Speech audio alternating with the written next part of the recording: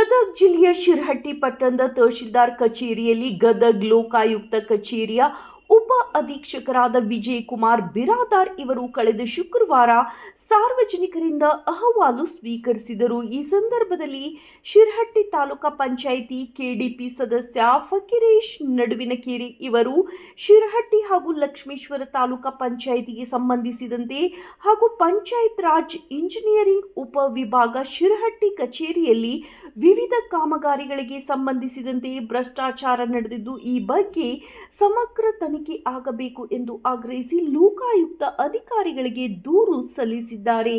ವರದಿ ಚಂದ್ರಶೇಖರ್ ಸೋಮಣ್ಣನವರ್.